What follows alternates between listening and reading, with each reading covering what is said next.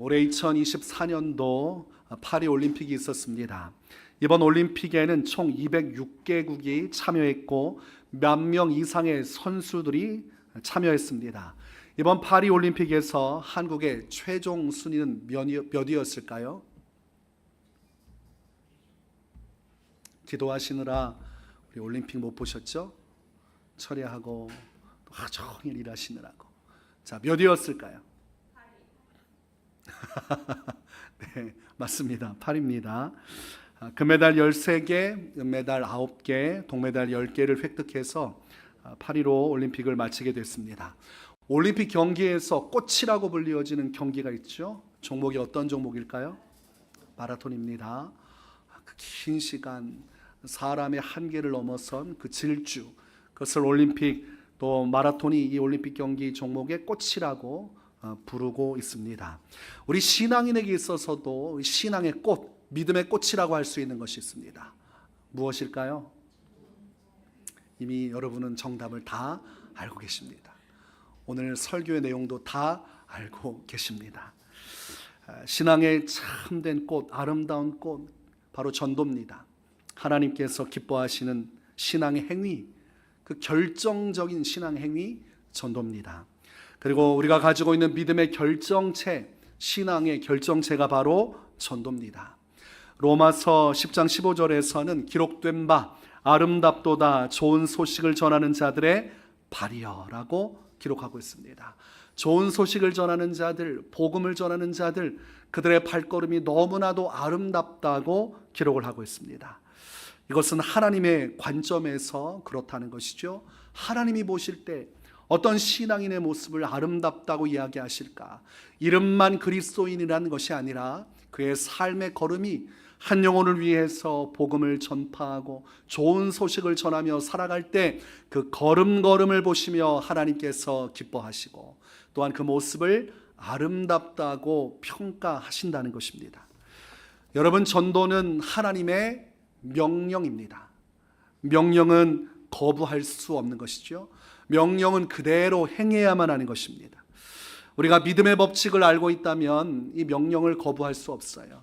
믿음은 무엇입니까? 우리가 하나님의 자녀고 하나님을 믿는다면 그 믿음을 따라 순종하는 길을 걸어야 하고 그것이 참된 복음 앞에 합당한 믿음이라고 할 수 있어요. 그러므로 우리가 믿고 순종한다면 하나님의 명령을 저버릴 수는 없는 것입니다. 예수님께서는 마가복음 16장 15절에서 16절에 이렇게 명령하십니다. 너희는 온 천하에 다니며 만민에게 복음을 전파하라. 믿고 세례를 받는 사람은 구원을 얻을 것이요 믿지 않은 사람은 정죄를 받으리라. 또한 마태복음 28장 18절에서 20절에도 예수님께서 이렇게 명령하십니다. 예수께서 나와 말씀하여 이르시되 하늘과 땅의 모든 권세를 내게 주셨으니 그러므로 너희는 가서 모든 민족을 제자로 삼아 아버지와 아들과 성령의 이름으로 세례를 베풀고 내가 너희에게 분부한 모든 것을 가르쳐 지키게 하라. 볼지어다 내가 세상 끝날까지 너희와 항상 함께 있으리라 하시니라. 예수님의 명령은 만민에게 복음을 증거하라는 것입니다. 모든 민족을 제자 삼아서 그들에게 복음을 가르치고 하나님의 말씀에 순종하는 자들로 살아갈 수 있도록 그런 믿음의 역사, 복음의 역사를 그들 가운데 나타내라고 말씀하고 계십니다. 오늘날 우리가 정말로 예수님께서 구주라는 것을 믿는다면 하나님께서 살아계시고 영원한 하나님 나라가 유업으로 주어질 것을 믿는다면 이 예수님의 명령, 그것이 곧 나의 사명이 되는 것입니다. 예수님께서 지금 오늘날에 내게 말씀하시는구나. 오늘날에 내게 복음을 전파하라고 수많은 자들에게 나아가 예수 그리스도의 십자가 복음을 증거하는 자로 살아가라고 그들도 나와 같이 예수님 믿고 예수님의 말씀에 순종하는 자들로 살아가도록 저들을 인도해 주라고 나를 이런 복음의 사명자로 부르셨구나. 우리가 이것을 확신할 수 있어야 합니다. 여러분에게는 무슨 사명이 있다고요? 전도의 사명, 복음 증거자의 사명이 있습니다. 이것은 주님의 명령입니다. 이 명령은 거부해서는 안 됩니다. 그것은 믿음이 아닌 것입니다. 전도를 통해서 하나님은 구원의 일들을 이루시는 분이에요. 성경 말씀 오늘 본문을 보니까 고린도전서 1장 21절에서 하나님의 지혜에 있어서는 이 세상이 자기 지혜로 하나님을 알지 못하므로 하나님께서 전도에 미련한 것으로 믿는 자들을 구원하시기를 기뻐하셨도다라고 말씀합니다. 여기서 아주 중요한 부분이 있어요. 전도를 미련하다고 표현하고 있습니다. 왜 전도를 미련하다고 표현하고 있을까? 이것은 하나님의 능력에 비해서 이 전도라는 방식이 너무나도 미련한 방식일 수밖에 없다는 것입니다. 하나님은 전능하신 분이고 무슨 일이든 하실 수 있어요. 하나님께서 하나님 자신을 나타내고 사람들을 구원케 하려고 하면 더 쉬운 방법이 있다는 것입니다. 여러분, 이 시간대에 하나님께서 강림하시고 하나님의 영광이 온 세계를 비출 때 하나님의 살아계신 음성이 온 땅에 울려 퍼지고 주의 천국의 영광이 온 땅에 비추어진다면, 그리고 너희는 예수를 믿어야 구원을 받을 것이니라는 하나님의 말씀이 온 땅에 임하면 간단한 거 아닙니까? 그렇죠? 우리가 전도할 이유가 없죠. 하나님께서 자신을 계시하시면 끝나는 것입니다. 그러므로 하나님의 전능하심에 비해 볼 때 전도라는 방식, 믿는 자들이 복음을 증거하는 방식을 통해서 구원의 일을 이루는 것은 참으로 미련해 보일 수 있는 것입니다. 하나님께서는 그보다 더 쉽고 간편한 방식으로 구원을 이룰 수 있지만 중요한 것은 하나님의 선택입니다. 하나님께서 그것을 원치 않으시고 이 전도라는 방식을 통해서, 미련해 보이는 방식을 통해서 영혼 구원의 일을 이루기를 원하신다는 것입니다. 창조주 하나님의 결정, 구원자 되신 하나님의 결정이기 때문에 무엇보다 중요한 것은 하나님의 결정 아니겠습니까? 나란 사람을 통해서, 나의 인생을 통해서 하나님께서 영혼 구원의 일을 이루기를 원하시는구나. 먼저 예수 믿은 나를 통해서 그 은혜와 감격을 따라 내가 주님을 기뻐하여 그 복음을 증거함을 통해 하나님께서는 영혼 구원의 일을 이루기를 원하시는구나. 그것이 성경에서 말씀하시는 하나님께서 전도를 통해 구원을 이루시는 주님의 섭리와 경륜이라고 할 수 있겠습니다.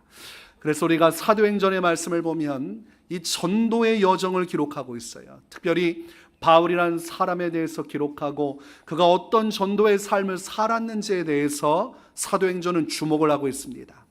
바울이라는 사람이 다메섹 도상에서 예수님을 만나게 됩니다. 그의 삶의 중심에는 율법이 있었고 바리새인이라는 자부심이 있었습니다.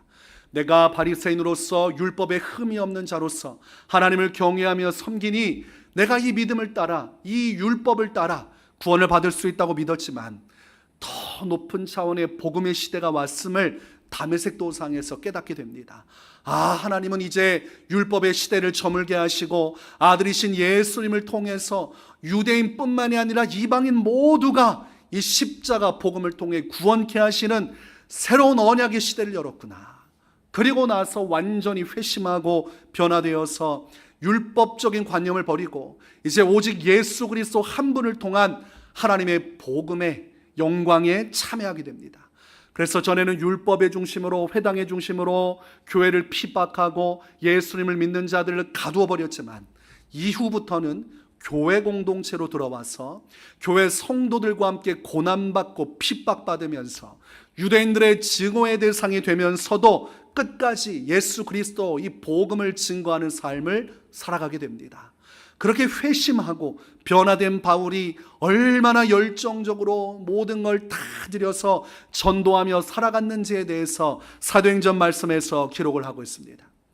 우리가 사도행전이라고 읽지만 우리가 고난행전이라고 해석할 수 있을 것입니다.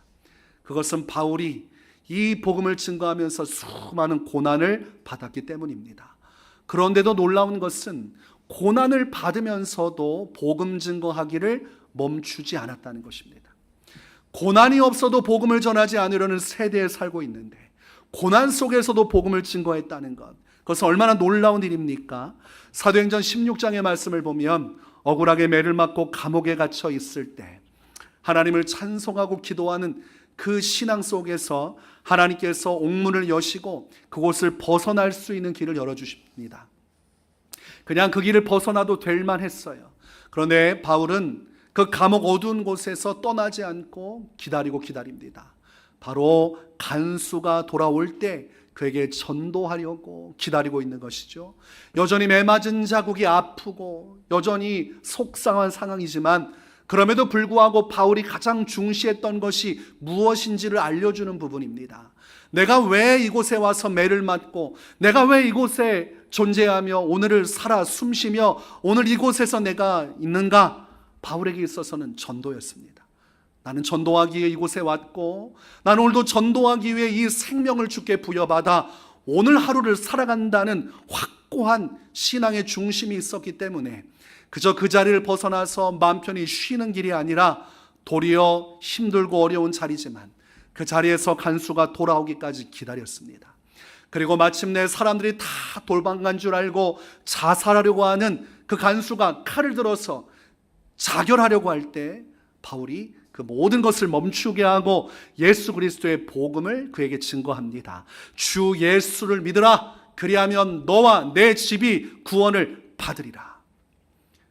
그곳에서 선포되는 이 말씀에는 성령의 능력이 있었고 하나님의 기름 부으심이 있었어요. 그가 확신을 가지고 복음을 증거하자 간수가 예수 그리스도의 복음을 받아들이고 간수뿐만이 아니라 그의 집안에 있는 모든 가족들이 회개하고 예수님을 구주로 믿습니다. 그리고 세례를 받고 구원의 증표를 받고 그곳에 있는 모든 이들이 함께 기뻐하게 돼요. 이 복음을 전한 바울이 얼마나 기뻤겠습니까? 그리고 예수님을 알게 되고 복음을 통해 구원받은 간수와 간수의 가족들이 얼마나 기뻤겠습니까?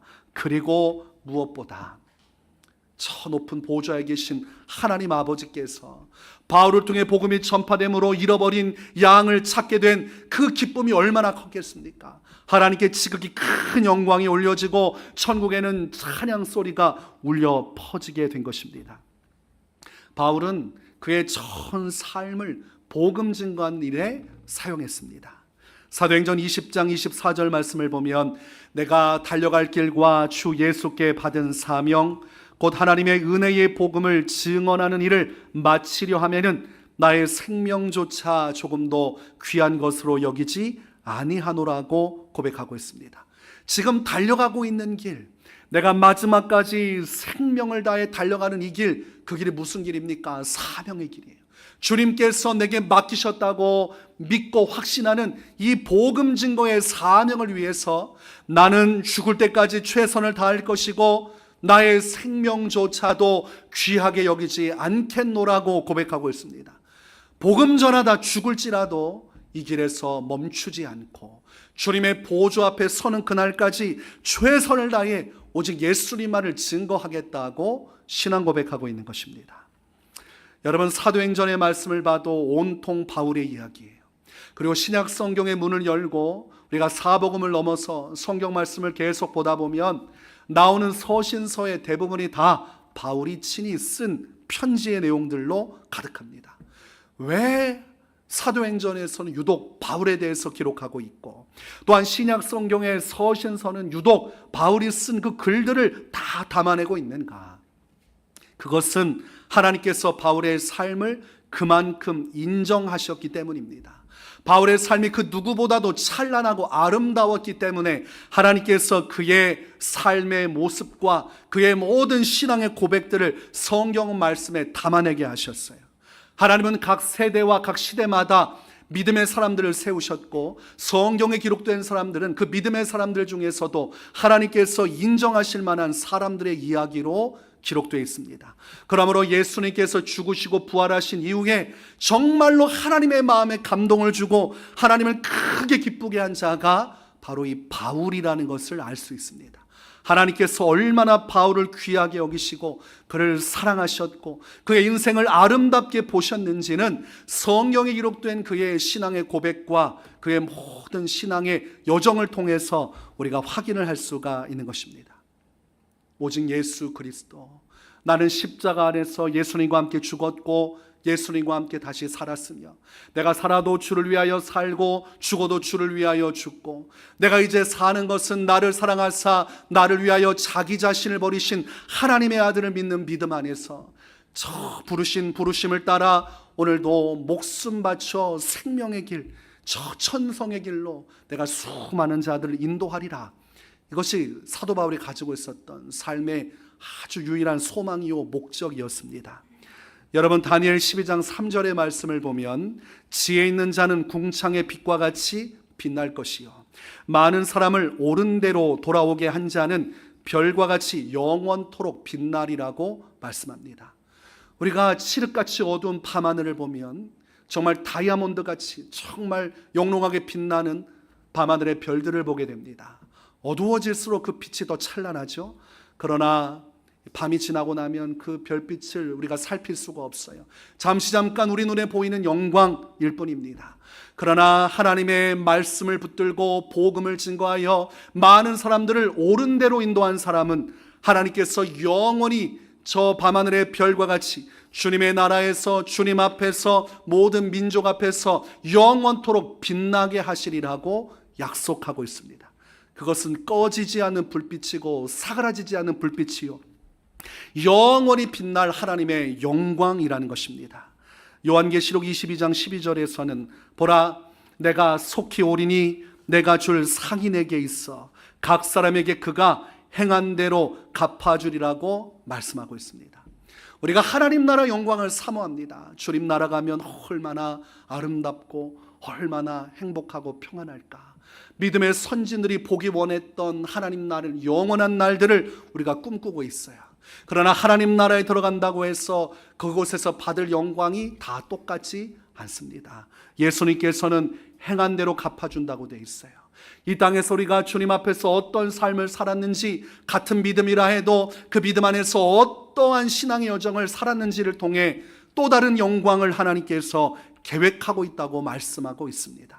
그러기에 바울은 장차 받을 하나님의 상을 바라보았고, 내 모든 삶을 불태워 복음을 위해 살고 하나님께서 주실 영원한 상과 면류관을 받기를 갈망하며 하루하루 살아갔습니다. 필립보서 3장 14절에서는 표대를 향하여 그리스도 예수 안에서 하나님이 위에서 부르신 부름의 상을 위하여 달려가노라고 말씀합니다. 하나님의 살아계심을 믿고 천국의 존재를 믿고 그 천국에서 내게 주실 상이 있음을 믿고 그 상, 부름의 상을 향하여 열정을 다해 나아간 사람이 바울입니다. 이제 예수님의 재림의 날이 오면 그는 예수님의 영광 중에서 가장 찬란한 빛과 같이, 별과 같이 영광스러운 영생의 관을 쓰고 하나님께서 베풀어 주실 상을 받으며 참된 승리자로서 주 앞에 서게 될 것입니다.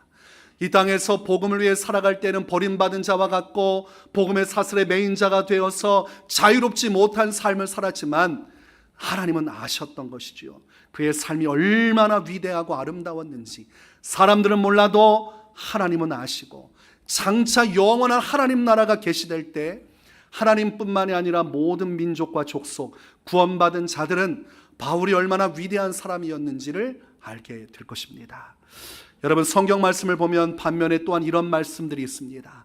누가복음 9장 26절, 누구든지 나와 내 말을 부끄러워하면 인자도 자기와 아버지와 거룩한 천사들의 영광으로 올 때에 그 사람을 부끄러워하리라. 이 말씀은 너무나 중요한 말씀이에요.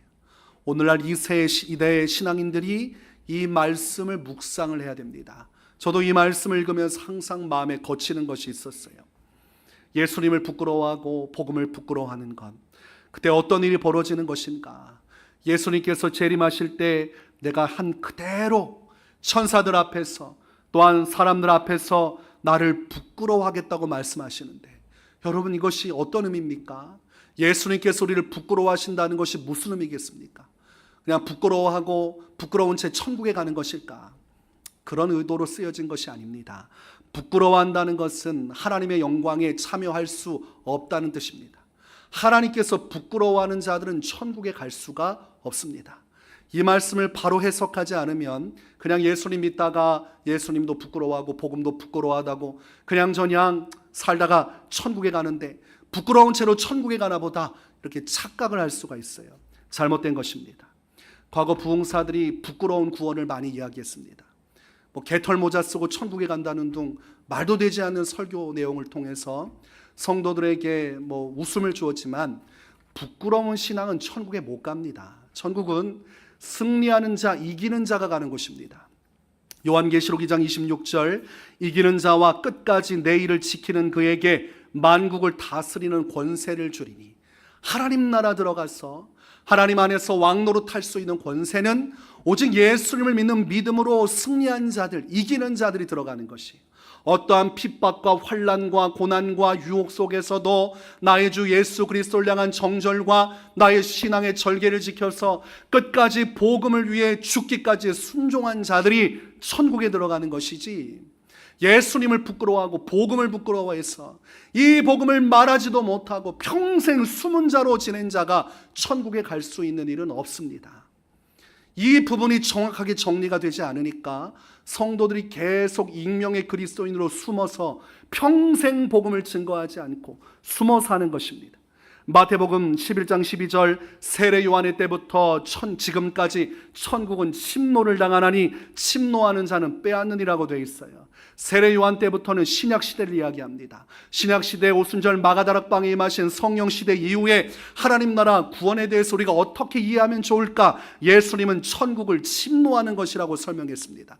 바로 믿음을 가지고 내가 하나의 예수 그리스도의 군사가 되어서 어둠의 권세와 싸워 이기고 예수님을 믿는 믿음으로 영적으로 승리하여 저 천성을 차지하는 것, 믿음을 가지고 주님과 함께 담대히 나아가서 내 믿음의 승리를 통해 저 천국의 땅을 차지하는 것, 이렇게 진취적이고 적극적이고 능동적인 신앙, 이 믿음에 대해서 예수님께서 설명하셨다면 어중이 떠중이처럼 우리가 신앙생활 할 수가 없어요. 우리가 예수님의 군사로서 영적으로 무장하고 그 말씀에 순종하며 오직 표대를 향하여 바울처럼 살아가야 하는 것입니다. 오늘날 그리스도인들이 세상 사람들의 조롱과 비난과 핍박에 두려워서 내가 예수님을 믿는다는 사실을 숨깁니다. 그리고 예수님에 대해서 이야기를 하지 않아요. 내가 이야기하지 않을 때는 나를 핍박하지 말라, 내 신앙은 자유인이 나를 내버려두라, 나는 조용히 예수 믿다가 천국 가리라 라고 말하면서 예수님을 믿는 얘기를 안 해요. 해봤자 손해보기 때문입니다. 그런데 여러분, 요한복음 1장 42절에서 43절을 보면 이렇게 기록을 합니다. 그러나 관리 중에도 그를 믿는 자가 많되 바리새인들 때문에 드러나게 말하지 못하니 이는 출교를 당할까 두려워함이라. 그들은 사람의 영광을 하나님의 영광보다 더 사랑하였더라. 예수님 당시에 유대인들 중에서도 예수님을 믿는 자들이 있었습니다. 예수님이 하는 행적과 그의 말들을 들을 때, 야, 그리스도가 아니고서는 어떤 저런 능력과 말씀을 전할 수 있으리요, 저분은 하나님께서 보내신 구원자이시구나 라는 것을 믿는 자들이 있었다는 거예요.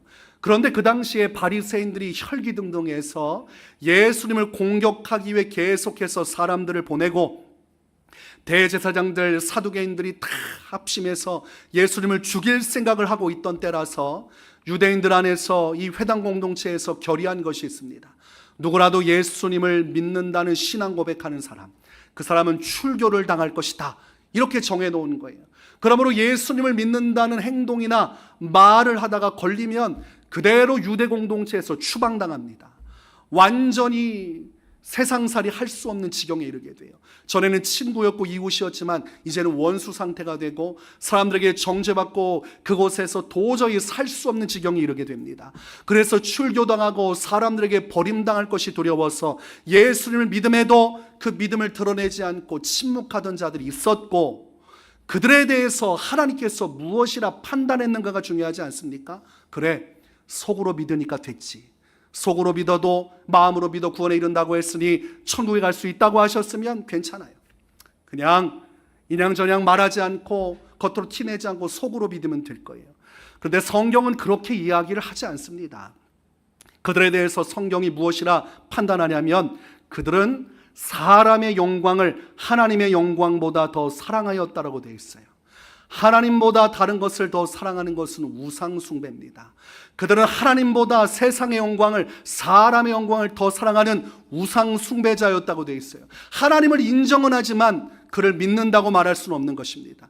믿는다고 말한다면 사람의 영광이 아닌 하나님의 영광을 선택했어야만 합니다.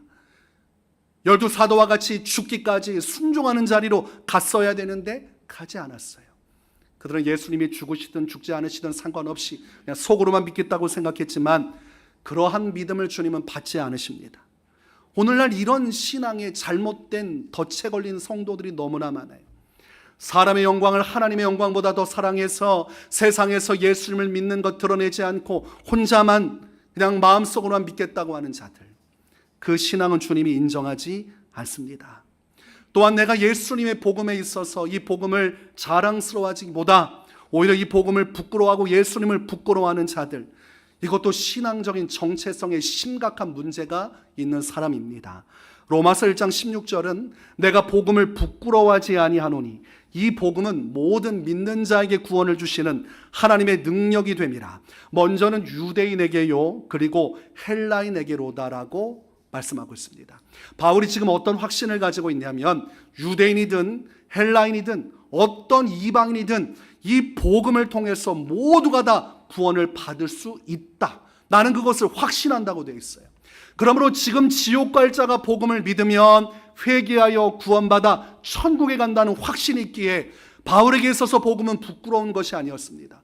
이 복음은 자랑이었고 기쁨이었고 소망이었습니다. 왜 복음을 부끄러워합니까? 왜 예수님을 부끄러워합니까? 제가 분명히 여러분에게 답을 정해 말씀드리겠습니다. 복음을 믿지 못하기 때문입니다. 예수님을 믿지 못하기 때문입니다. 복음을 확신하지 못하기 때문입니다. 아니라고 아무리 주장해도 그렇지 않습니다. 복음을 진짜로 믿고 확신하면 부끄러울 수가 없습니다. 요한복음 4장에 보면 사마리아 여인이 평생 동안 수많은 죄를 지어요. 간음과 음탕의 죄를 짓습니다. 그 죄가 부끄러워서 말도 못하고 끙끙대면서 여전히 그 죄에 얽매여서 다른 남자와 동거하며 살고 있었어요. 그런데 예수님께서 그 죄악된 삶을 분명히 아셨고 그럼에도 불구하고 복음의 자리로 불러서 회개하고 예수님 믿는 복음의 길로 인도하셨습니다. 전에는 부끄러워서 자기에 대해서 말도 못하던 여인이 예수님을 믿게 되고 예수님이 구원자라는 것을 확신하게 되고 예수님을 통해서 구원받는다는 것이 마음에 믿겨지니까 사람들을 피해 숨어 살던 여인들이 오히려 동네방네 돌아다니면서 예수님을 자랑하고 증거하고 기뻐했어요. 믿겨졌기 때문입니다. 확신이 들었기 때문입니다.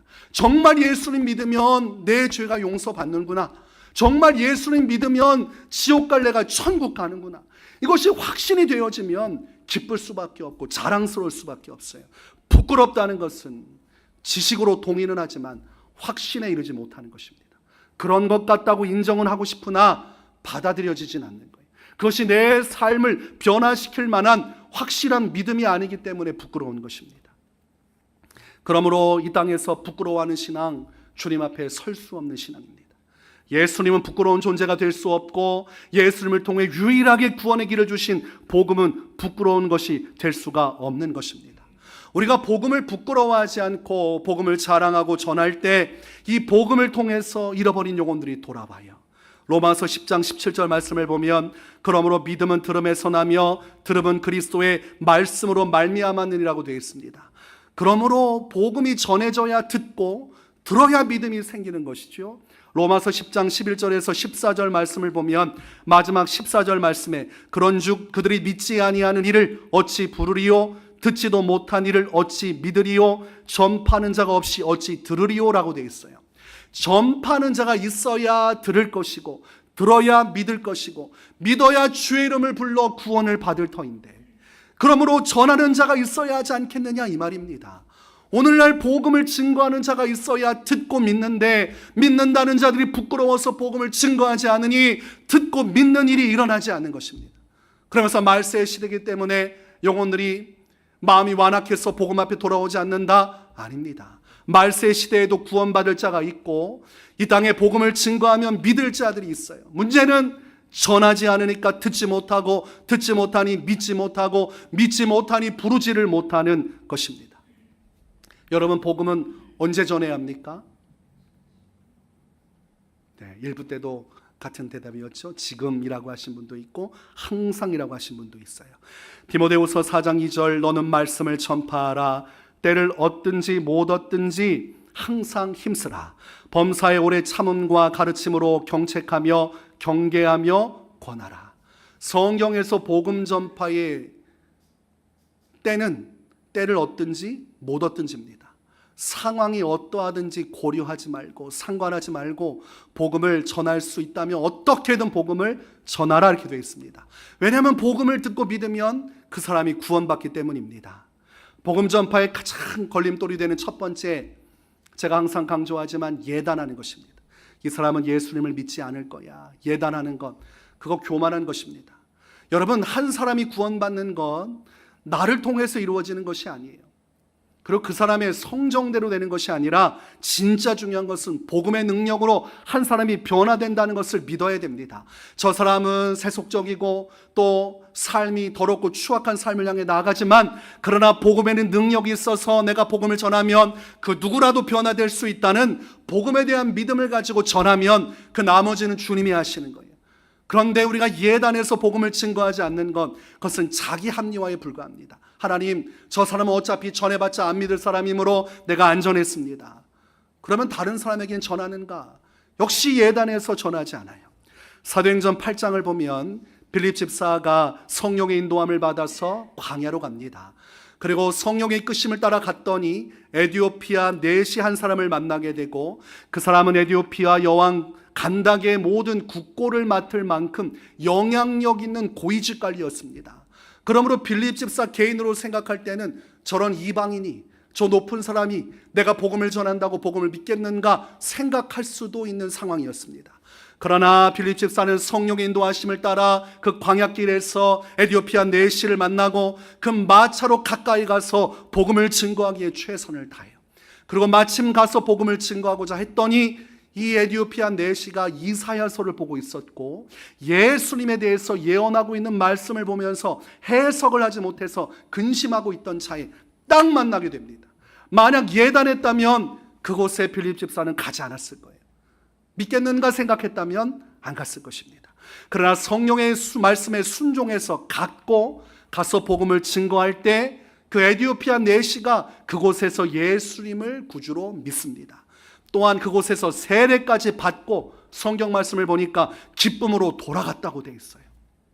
그러므로 복음 전파에 있어서 절대로 예단하지 마세요. 그것은 마귀가 여러분을 시험하는 것입니다. 저 사람이 받아들일 것인가 말 것인가, 그건 내 소관이 아닙니다. 나는 증거하라 하시면 증거하는 것입니다. 또한 복음 전파의 문제가 되는 두 번째는 나중에 전도하겠다는 생각입니다. 나중에 하리라. 나중에 돈이 많아지면 헌금하고, 나중에 내 상황이 좋아지면 예배하고, 나중에 컨디션이 좋아지면 헌신하고. 아닙니다. 마귀가 시험하는 가장 좋은 방식이 나중에예요. 그래, 내가 너를 알아. 넌 나중에 할 만한 사람이야.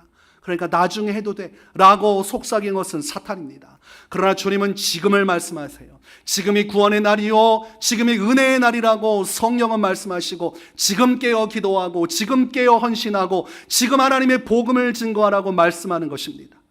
여러분, 밥 먹을 때 뭐 얼마나 준비하고 먹습니까? 밥을 그대로 먹잖아요.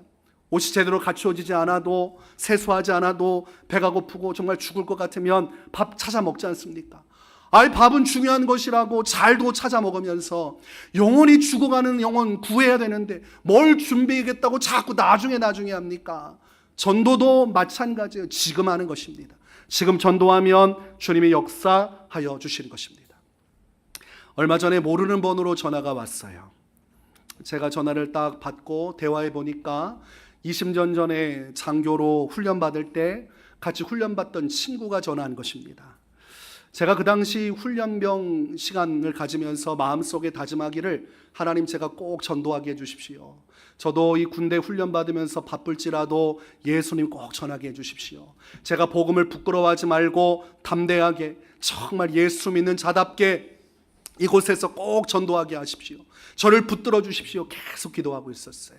그리고 어느 날 이제 훈련이 마쳐지고 쉬는 때에 하나님 앞에서 기도하면서 마음에 정하기를, 오늘 한 사람 남게 되면 그 사람 전도해야겠구나 생각을 했습니다. 그런데 남은 친구를 딱 보니까 인상이 험악하기 그지없는 친구였어요.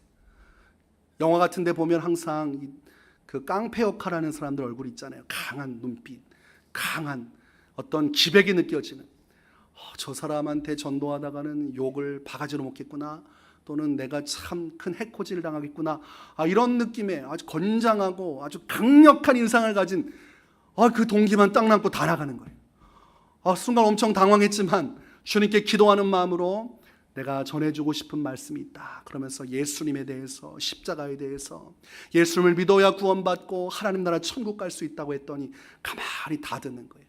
그리고 마지막에 예수님을 영접하면 하나님 나라 백성 돼서 이제 믿음 생활 하면 된다고 했더니 예수님을 함께 영접 기도하고 마지막까지 다 끝났어요.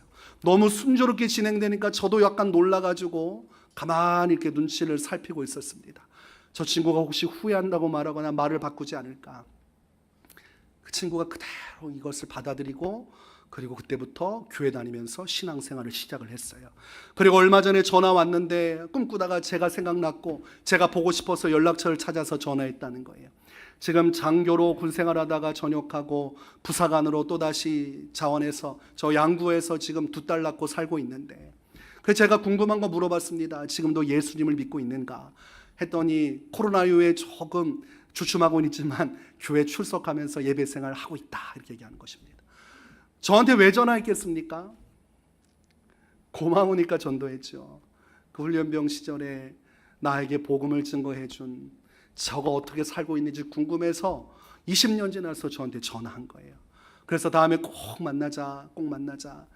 한국 사람은 꼭 약속을 정해야 되는데 거리가 있다 보니까 딱 확정을 못했어요. 나중에 한번 어쨌든 그쪽 지역에 가게 되면 연락하겠다고 만나기로 했습니다. 여러분, 이 복음을 증거하는 것, 이 2가지 아름다움이 있죠. 하나님께서 보실 때 아름답고, 또한 전도를 통해서 구원받은 사람이 여러분을 볼 때 아름답게 여기는 것입니다. 나를 위해서 복음을 전해 주어서 내가 예수 믿고 구원받게 되었구나. 복음은 어느 곳에나 언제서나 전해도 항상 아름다운 것입니다. 여러분이 전도를 통해서 구원을 이루시는 하나님, 그리고 그 하나님의 부르심 앞에 우리가 서 있습니다. 우리가 이 복음을 확고히 믿는다면 부끄러워해서는 안 돼요. 할렐루야. 여러분 주변에 있는 사람들에게 내 신앙 숨기며 살면 안 됩니다. 사람의 영광이 아닌 하나님의 영광을 사랑하는 자, 정말로 복음을 온전히 믿는 자로서 예수 그리스도를 증거하여 많은 영혼들을 주께로 인도하는 하늘의 별과 같이 빛나는 여러분의 영생의 삶이 되시기를 주님의 이름으로 축원합니다.